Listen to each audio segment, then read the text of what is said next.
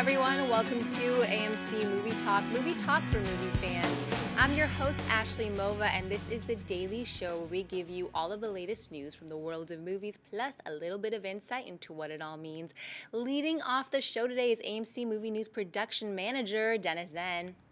Hey everyone, and welcome to another episode of AMC Movie Talk. And I'm glad you can be here with us. We got two new guests, and you'll recognize the person to my right.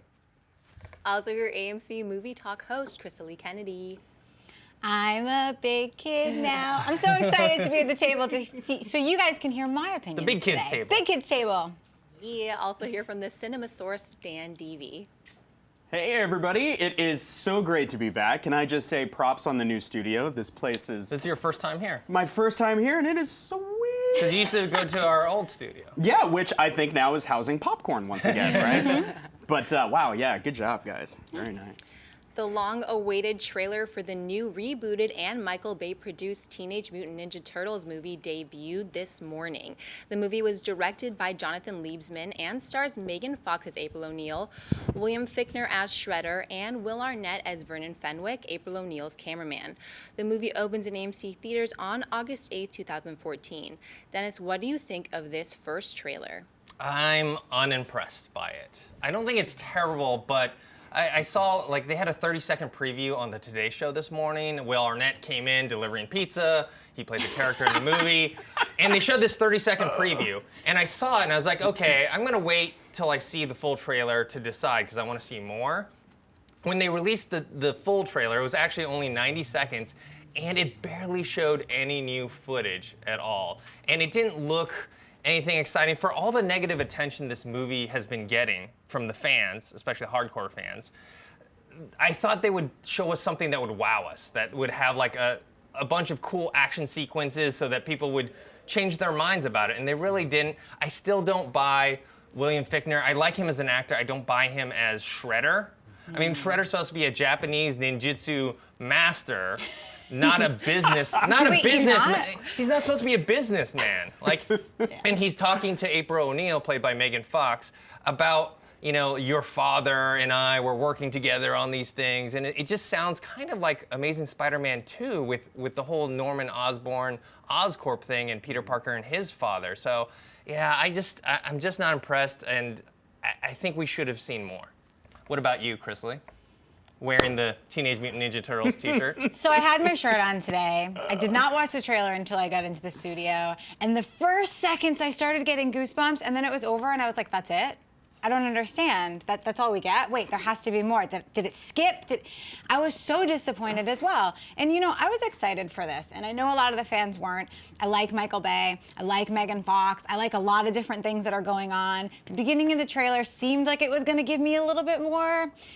I kind of want that little bit of funniness, so when I saw that it's just a mask, you know, it got me to smirk, but I don't feel like they gave us enough to get excited about it, and I was so excited about this movie, and I've seen some pictures from behind the scenes, and they look amazing, and I want to be excited about it, but from this trailer, I was just unsatisfied. Dan? Well, when did Megan Fox and Michael Bay make up? Did I miss? I thought he like hated her and fired her, and now she's starring in another movie of his. Apparently, rumor is that she personally apologized to him, and they made up a few years ago. Wouldn't you if there was going to be a new huge franchise coming? Just saying. But then she gets a movie? I've had a feud with Michael Bay that he knows nothing about for years. I'll apologize if you'll give me a movie. Oh my God. Wow. But what do you think of the trailer? The trailer, I couldn't be less excited for this movie, but I have to admit the trailer wasn't bad, I didn't think. I thought they looked really creepy. You know, with like, you know, technology advancing, the faces were a little more human. They had more expression to them, which is good, but it's also really creepy. I got that kind of like clown feeling, you know, like when you look at a clown who's supposed to be happy, but it's scary. Clowns are freaky. That's so kind of, scary. yeah, that's kind of what I thought, but it didn't look nearly as bad as I was expecting. Yeah, I didn't mind the CGI turtles. I mean, the first movie was the rubber suit, so obviously the rubber suits, so bring back obviously the rubber suits. Technology has advanced since then, and so it's not that I mind the look of it. I'm not sure about the whole story. Yeah. And some of the action sequences that you did see looked really exciting, but it still just wasn't enough for me as a fan to get really excited about it. And I really wanted a cowabunga. I'm not gonna lie. Would Really a wanted one. cowabunga in 2014 have the same effect though as a cowabunga in the 90s? I don't even think it had. Cute? I don't think it even had an effect in the 90s. I think it was one of those things. I'm the Lone Ranger. Because What else is new? I read the comic books, which was much darker and serious, and I think they had said cowabunga maybe once or twice in the comic books, and so they took that out and made it like a thing in the Right. cartoon series. Yeah. All right, what's next, Ashley? According to the latest rumors surrounding the Indiana Jones franchise, Bradley Cooper is at the top of the list to replace Harrison Ford as the iconic Indy. Movie blog website Latino Review is reporting that while an Indiana Jones 5 is being planned with Harrison Ford in the role, there is a deadline where if things aren't moving forward by then, the studio is prepared to recast with a younger actor in the role. Dan, what do you think of this rumor and Bradley Cooper possibly replacing Harrison Ford as Indy? Okay, well, I'm gonna blow everyone's mind in Hollywood right now because I have the answer here. The answer is we forget that the last Indiana Jones movie ever happened. We erase that from our memory. We send Sean Connery a basket of mini muffins or whatever it takes. We get him back into the movie with Harrison Ford, and brace yourselves, you write a good script with a good story, and you make that the end. There has to be an end. The last Indy movie with Harrison Ford cannot be that last atrocity. I refuse to allow it to happen. It will work. Hollywood, listen to me. Make that happen. Then when that's done, we can talk about recasting. Chrisley? I agree. I would like to see Harrison Ford in at least one more Indiana Jones movie. But to go with the rumor Bradley Cooper, of course, my first pick's Nathan Fillion. I feel like we've all talked Yes. about that a million times. He's our first pick for everything. Pretty much. But I really like Bradley Cooper as an actor, and I feel like in the last couple of years, he's really shown us that he has a very different range. He can do a lot of different things, and this might be something that would be really fun to start over with him. But I agree that we do need some kind of clear-cut ending with my buddy Harrison Ford. Yeah, it's like, I'm sorry, but it's like Sean Connery ending your career with The League of Extraordinary Gentlemen. Bad call, don't do it, come back and work. Sorry. Well, I'm also a big supporter of Nathan Fillion. I've always mentioned his name with Indiana Jones and also Nathan Drake for the Uncharted series. I don't hate the idea of Bradley Cooper playing this role. I actually think Bradley Cooper would actually be a pretty good fit for the Nathan Drake character in Uncharted. As far as the rumors concerned, it's coming from Latino Review, who's kind of been hit and miss. They were totally right with the Rocket Raccoon casting with Bradley Cooper. They've missed with some other stuff with Planet Hulk being the Avengers 2 storyline. So I take it with a grain of salt, but I agree with you. We should see Indiana Jones one last time with Harrison Ford. I personally didn't hate the last one as much as everyone else I didn't did. either. There were things that God. I did hate about it. Yeah. Obviously, nuking the fridge, the Shia LaBeouf going That's on all the you have to vines, say. grabbing the vines, Shia LaBeouf. grabbing the vines with the monkeys. So that type of stuff. But I didn't hate it as much as other people did. But I still think that they should go off on a good note. But Bradley Cooper, I'd keep an open mind to that. I like that rumor. All right, so our next segment is Buy or Sell. Ashley, what do we got? Warner Brothers and Village Roadshow Pictures have released a second trailer to the upcoming Wachowskis movie Jupiter Ascending. The sci-fi film revolves around Jupiter Jones, a recent Russian immigrant who is played by Mila Kunis, that discovers she has a genetic signature that makes her next in line to be queen of the universe. Channing Tatum plays Kane, a half-werewolf, half-albino hunter who is sent to track her down. Chrisley, buy or sell the new Jupiter Ascending trailer? I can't stop laughing Why are at you these laughing? pictures. You started laughing I immediately. couldn't because I looked at these pictures behind us and Mila Kunis in that face and she's like, ah, and I just, I would like to buy it and keep my receipt because I like the Wachowskis. Yes, their last film was not a hit. It was visually very pleasing, but I fell asleep 20 minutes in. You're talking about Cloud Atlas. Cloud Atlas, yes, thank you. It was visually pretty, but I couldn't get past a certain part and fell asleep. But when I look at their past films, when you look at The Matrix, they were fun, they were exciting. I mean, one of my favorite movies of all time is Bound. I love that movie, and it's just such a fun movie. So I look at the pictures and I kind of want to sell them because I'm not a huge fan of Mila Kunis, but I kind of want to buy it because I have seen a little piece of the trailer and I do have faith in their work. I just think Cloud Atlas was a miss. Dan? A lot of special effects in Bound, as I remember. That was special effects heavy.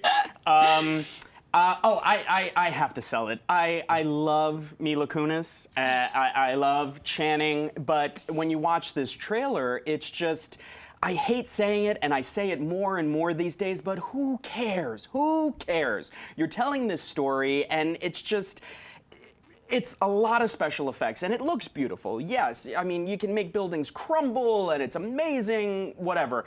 I don't care about the story, and I don't think anybody else will either. I think it's gonna come, and it's gonna go. Sorry. I'm more along the lines of Chris Lee. I buy it, but I am skeptical of the actual Keep that movie. receipt. The visuals are great. The action looks great. I'm not totally sold on the storyline. I thought you were going to laugh at the whole half werewolf, half albino thing. There are so many things Listen, to potentially I'm a laugh fan at. of young adult. You know I'm all about the half werewolf. So, on that part, I am skeptical. I haven't liked the movie of theirs since the original Matrix. That's a long time ago. That's 1999. So yeah, I'm gonna reserve the right to sell this later. Keep that receipt, buddy. Ashley, The first images from James Gandolfini's final movie, The Drop, have been released. The film was directed by Michael Rosekamp, who previously helmed the 2011 Belgian crime drama Bullhead. The movie also stars Tom Hardy, who plays Bob, a former criminal trying to go legit that works as a bartender at a place that is used for money drops by local gangsters. Also working at the bar with him is his cousin Marv, also a former criminal who's played by James Gandolfini. Dennis, buy or sell these images? I buy it. Tom Hardy is actually one of my favorite actors that's working today. He's fantastic. James Gandolfini was great as Tony Soprano in The Sopranos. This is unfortunately his last film, so we're not going to be able to see him in any other stuff. But I like the look and feel of it. Crime drama is actually my favorite genre out of all of them. And so I'm really excited. Dennis, what's his name? Lahan. He wrote Mystic River. He wrote the novels Mystic River, Shutter Island, and Gone Baby Gone. I think he's writing this script, so I'm really looking forward to it. Dan? Oh, bye. I loved James Gandolfini. I mean, such an amazing actor, and he was such a nice guy. Did either of you see the Elaine Stritch documentary, Shoot Me? No. It's so touching because, you know, Elaine Stritch is like crazy and wacky. They were apparently really, really good friends. And there's a quote in the movie where he says to her, you know, if we had met and we were both 35 years old, we would have had a passionate love affair that would have ended very badly. And it was just such an amazing connection between the two of them that just goes to that side of James Gandolfini that most people don't know about. They know the hard guy, Tony Soprano, but he was really like this big softy. And the chance to see him do anything, I'm so excited for. And also, of course, Tom Hardy. Absolutely agree with you. One of the best working today. Chrisley? How do you not buy any kind of crime movie with James Gandolfini is my first question. So I'm so happy that you both did. And a criminal named Bob. I mean, come on. I don't know that the story, as of what we know yet, is amazing, but I feel like you're right. James Gandolfini has been amazing. He's shown us he has great range. Enough said, I loved. He's been amazing in everything, and another chance to see Tom Hardy on the screen, who also has just been, I mean, brilliant. He's constantly doing more and more things, and he's constantly showing everyone that he's a lot. So I think this is a hit. Yeah, he's actually acting. That's the thing. Yeah. When you think about it, when you see him in every new movie, he's different. He's a different character. He feels like a different person. His physical transformation is there. I think people really forget that the point of being an actor is that you don't seem the same in everything, that you really transform. And he's one of the few, I think, that really, really does that. Cool. All right, Ashley, what's next? New images have been released for Wally Pfister's directorial debut, Transcendence. This sci-fi film centers on a group of scientists trying to build the first self-aware supercomputer. Anti-technology extremists target the lead scientist, Dr. Will Castor, played by Johnny Depp, and inadvertently make him succeed in his goal. The movie also stars Rebecca Hall, Paul Bettany, Kate Mara, and Morgan Freeman. Transcendence opens in AMC theaters on April 18th. Dan, buy or sell these images? Did you fall asleep? Oh, I'm so sorry. up. Oh my God. Johnny Depp getting weird. Let's line up now. I'm sorry. No, sell. Who, again. Here, Dan Deavy, the who cares guy. Who cares? This story's been told. This thing has been done. Johnny Depp, you don't have to do movies. You're okay. I'm sure you've got a nice 401k. You're set. So just do things that are really amazing. Don't do something that seems like this rehashed stuff. Though I will say a couple of shots of Kate Mara, she looks amazing. And I kind of love her from House of Cards. And if I have to see that movie, which I'm sure I will focus on her. I'm gonna sell them as well. I'm looking forward to this movie, but I'm also kind of skeptical just because it's Wally Pfister's directorial debut and we don't know how well he's gonna transition from a cinematographer to a director. The reason why I sell these pictures is that they're not really anything. They're pictures of people looking at stuff. Something off screen. Something more interesting. Morgan Freeman looks awfully confused. Yeah, there's something more interesting happening off screen. Why aren't they showing us that? Because they're looking off screen. Anyways, we've seen the trailer already, so when you release images like this after the trailer, it doesn't really do anything. Yeah. So. Chrisley? Excuse me, I sell the images, but having seen the trailer, I buy the movie. I've become a huge sci-fi fan, which I would have never thought 5 years ago. And so I kind of love all this futuristic, they're gonna make him basically a computer, they're gonna solve cancer, I like the storyline. I think it could be done really fun and really well, especially with the actors that are there. So I'm excited for it, but I sell the images. Wasn't there a movie with Edward Furlong in like the early 90s that did this, where he got like sucked into a computer and he became the I swear this is a rehash of that. I swear. I'm sure we've seen something like this before. Yeah. All right, before we get into the mailbag section, you guys can tweet us your live questions on Twitter at AMC Movie News, and we'll read off a few at the very end after mailbag. So what do we got in the mailbag section? Michael Martinez writes, "Hey guys of AMC, I was just wondering why don't studios that own Marvel franchises such as Fox and Sony just put in the beginning of their trailers and opening credits based off the Marvel comics instead of showing the big comic book like Marvel symbol before each of their films? Wouldn't that help audiences not to confuse the different Marvel-owned properties?"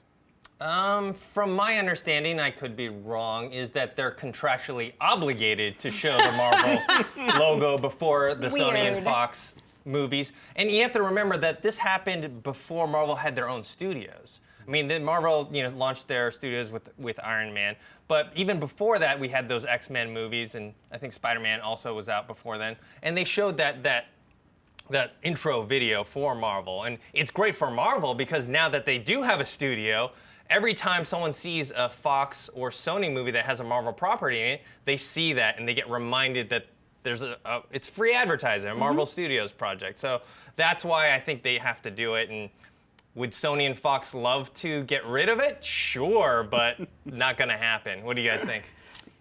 Yeah, I agree. There's no way it's ever going to go anywhere. I mean, that's Marvel's, Marvel originated the property, and even though the other studios paid a ton of money to be able to create new stuff with it, it's still originally theirs. So no matter what, Marvel is always going to keep its stamp on it to make sure people remember, like, all right, they did this new thing, but we created it. So yeah, I don't think that's going anywhere. Chrisley? It shouldn't go anywhere. But Michael, I have a question for you. Are you asking this because you don't want people to get confused with the Marvel franchises? Or are you asking this as a comic book fan who's upset that they're not sticking straight to the comic books? Because that's where I wonder is there's a lot of movies that become backwards, a lot of books that become movies, and they don't always say based on a novel sold by, And there's always going to be changes. So that's where my confusion, I think, in the question went. They're never going trying to get rid of Marvel at the beginning credits of the movie. But do you want them to change it because it's based on and not a copy of?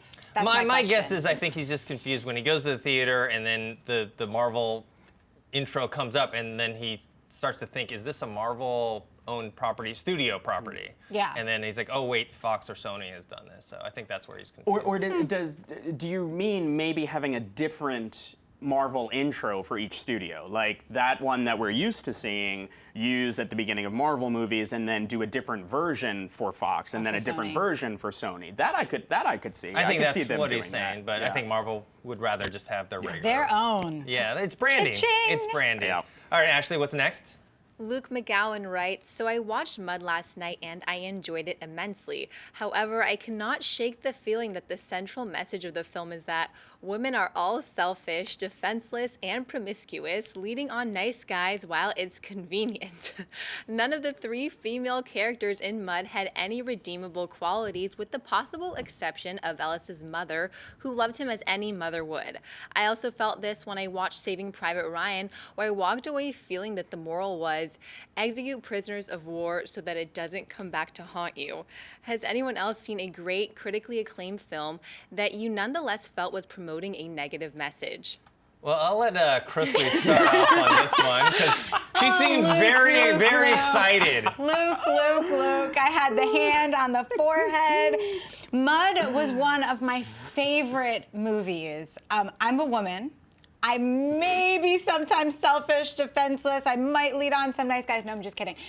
I did not get that message at all from that movie. To me, that movie was so much about the relationship between that boy and Matthew McConaughey's character and the things that you do in life. It was so much more of a little bit of a coming of age kind of movie for me. In Saving Private Ryan, I mean, I didn't get that message either. And Luke, I love you, but I don't know if I ever want to watch a movie with you because I think that you might be trying to only see the negative side of it, because I don't feel like there was negative messages in either one of those movies. I think both were done really well to not portray a negative message. I personally loved Mud as well. Yeah. It was actually my favorite movie of last year, and I don't think that's the message it was trying to convey. I think the message was, it was love through the eyes of youth. Yeah. And the romanticism that young people do have with it. And maybe as you get older, you still kind of cling on to that and believe in that. So I did not see what Luke was seeing.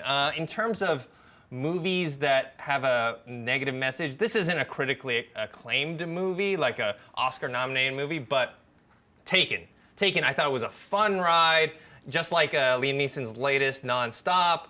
But it had a horrible message. The message was basically, if you're a young girl, don't explore, don't go anywhere, don't try new things, because otherwise you will be kidnapped and But almost Liam forced Neeson will come save you. and almost forced into prostitution. The world is scary, and you're defenseless, and you lead men on. Yes. Scary. Don't go anywhere. Exactly. So Yeah. so that was a movie that I enjoyed, but didn't have the greatest message. Dan? I was saying before, I actually didn't see Mud, but I asked my fiance this question, who did see it, and he pointed out that this is kind of, it's a coming of age story, and so it's from the perspective of a young boy, and I think almost all young boys hope that girls are promiscuous, so that's kind of the, And the color. defenseless? And hopefully defenseless too, yeah, I guess if you're, I don't know, that's scary.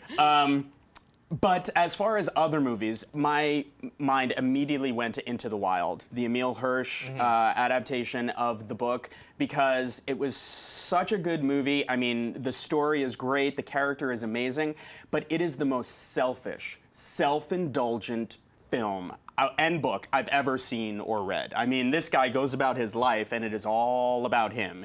No consequence to leaving his family, leaving his loved ones, all the emotional suffering he causes by going off to explore himself in the woods and whatever. Great movie, horrible message. I'm gonna have to disagree with you. Oh my God. I really liked Into the Wild, and it has what you're talking about, but at the very end, when he's by himself, spoiler if you guys haven't seen the movie yet, in the end, as he's dying, he writes in his book, and it says like, oh, he realizes that it's the actual important thing is to share these wonderful things that he's experiencing with people that he loves. So I think that's the true message of Into the Wild. But when he gets to the message, my reaction was, well, duh. If you weren't such a selfish jackass, you would have known that from the beginning. It takes some people Yeah. a little bit longer. He had to find himself. See, I felt that way with the ending of The Call. I loved the movie The Call. I thought the entire So movie was fun. great. And then there was this point where I thought it should have ended, and I was so happy that that's where it got to, and then it kept going. And I don't want to ruin it for anyone who hasn't seen it, but the final scene for me, it was completely selfish and was telling people to take matters into your own hands and do kind of the wrong thing sometimes. So I understand how you can get negative messages, but I don't think these two films are promoting them. No, I don't think so either. All right, we're going to get to the live question portion. You can tweet us at AMC Movie News with any of your questions, and we'll read off a few. Ashley, what do you got? Caden Clabby writes, hey guys, what actor/actress will you see any movie they do, regardless of how bad it looks?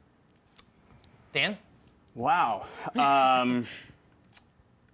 Patrick Stewart, but he doesn't really do bad movies. So he's an easy answer, I think. Because he's also someone who doesn't need to be working, so when he does work, it's because it's a good project. Ian McKellen, same thing. He just did a series on the BBC.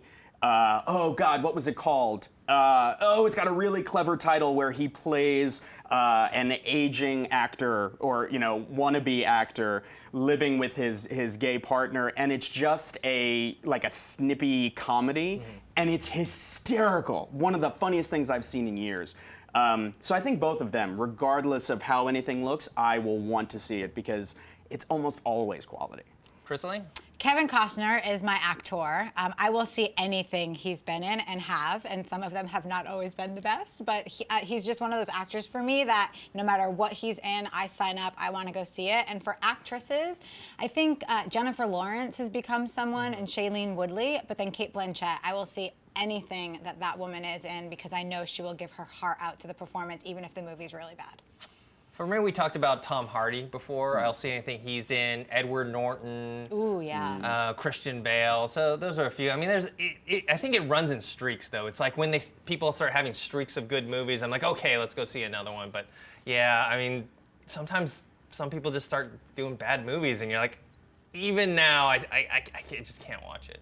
Oh, Vicious. That's what it's called. Vicious on the BBC. Everybody huh? look for it. Watch it. Sorry, the whole time I was listening, I swear. But my mind was Vicious. Look for it. BBC. What's next? Hector J writes, hi guys, do you think there could be a post-credit scene in Star Wars Episode 7? It'll be interesting to see. I had speculated on a previous episode that I think there will be, and it'll have something to do with kind of Rise of the Empire, not to take off the 300 one, but like the first episode may be about something different, and then the Empire is like coming back towards the end, and they do it in a post-credit scene. What about you guys? I feel like I hope they do. The post-credit scenes have become so much more popular, especially with the comic book movies, and it gets you as a fan so much more excited to wait that next however long it's going to be for the next film franchise to come out, or the next movie to come out, or the sequel, So I think that they should, but I don't know that they will. Dan? Yeah, I think there absolutely should be. I mean, if there isn't, that is such a missed opportunity. I mean, that's the cliffhanger you get to leave your audience with, so they just can't wait for that next one. So I hope so. I mean, of course, there's a chance they won't do it just to made kind us of buck wait the so trend, long. but man, that would be a missed opportunity. I think they will. I mean, Star Wars is now under Disney, which owns Marvel, and Marvel has made that a thing, so much so that even like Fox did it with the latest Wolverine movie, which I like, but some people didn't like the movie, but even people who didn't like the movie agreed they loved the post-credit scene. Yeah. I would love to see Samuel L. Jackson in a post-credit scene coming back as the ghost of Mace Windu, right? Windu. Yeah, and just being like, see, I didn't go out like no punk. Something like that. I think that would be great. All right, what's next? JC Collins writes, what 90s television characters need to be brought to life? Maybe Street Sharks, Captain Planet, or Biker Mice from Mars? Chrisley? 90s characters? 90s? I mean, I'm such an 80s kid that I can't even think to in the 90s, and the only one that I can think of is Boy Meets World. They just got their own new television show, and I don't want to see that as a movie, so I can't think of anything from the 90s TV that I would really want. I mean, Captain Planet could be fun, and I feel like we've talked about that possibly becoming before, but I can't think of anything that really stands out from the 90s. Dan? How about a movie about Luke Perry? How about a movie about Dylan in Beverly Hills, totally alone, broke, and, I don't know, turning tricks on Hollywood Boulevard, because that's all he can do now. So 90210, the movie. Yes. Post-movie. Yes. The Veronica sad... Mars fans can do it. 90210 fans might be able to. But actually, I don't remember if it was in the 90s or not, but there was a cartoon called Bionic 6. I think I might be the only person in the world who ever watched this. It was so good. It was about a family who's in a car accident, and they have a bunch of their body parts replaced with bionic implants, and they do this thing with a ring, and there's a mechanical monkey, and it's awesome. I would love to see that come back. I don't know how they do it with live actors, but... Dawson's Creek? Oh, God. Why? Fresh Prince? I mean, you know, 90s TV, there weren't tons to choose from. I wouldn't mind seeing a Gargoyles movie, but I don't think it'll ever happen because we just had, I don't know if you guys saw I, Frankenstein, that totally bombed, and it had like a Gargoyles element to it, and nobody went to go see it. That was such a great cartoon, though. Yeah. Gargoyles, and I mean, we've still got Voltron. There has not been a Voltron movie made. There's a lot. There's a lot of stuff there. to mine. I take it back. Only because I just looked on the computer, and I would like to see Animaniacs come back.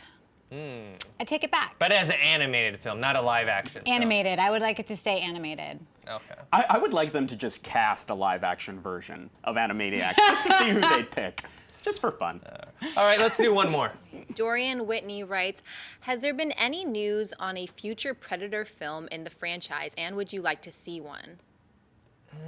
I haven't heard anything, but I assume eventually we will because it's such a well-known name. Just like I think there'll always be like a Terminator movie because everyone knows the name, so eventually someone will buy the property so they can redo it or rebrand it. And I think the last Predators movie didn't do that bad. Like I think it did okay. I didn't see the movie, but I heard that it was okay.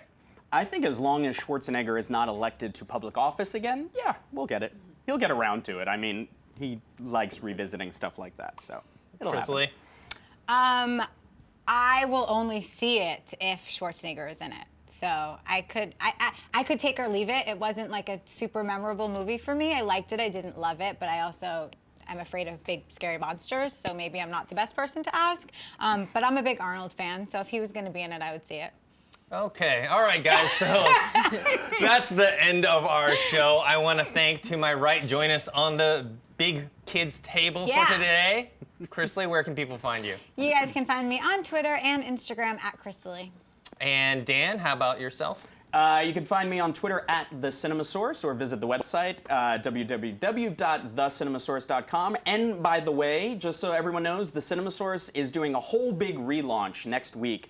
Everything's going to be brand new. We've got a ton of new features, and we're giving away a lot of cool, expensive stuff. So you want to check that out. And I'd like to thank Ashley, our host for today. Where can people find you? You guys can find me on Twitter at Ashley Mova. Have a good one, guys. And you guys can find me on Twitter at ThinkHero and on YouTube ThinkHero Pro. And make sure you subscribe to the AMC YouTube channel. I think we have the description button. Where is it? This way? Yeah, right here. You can click it on there. And thanks for joining us. If you like this video, be sure to give it a thumbs up and don't forget to subscribe to AMC Movie News on YouTube. It's free and a great way to stay updated with all the latest movie news and check out our daily show, AMC Movie Talk. Also, don't forget to check us out on Facebook and Twitter to stay in the loop for our special prizes, giveaways, and contests.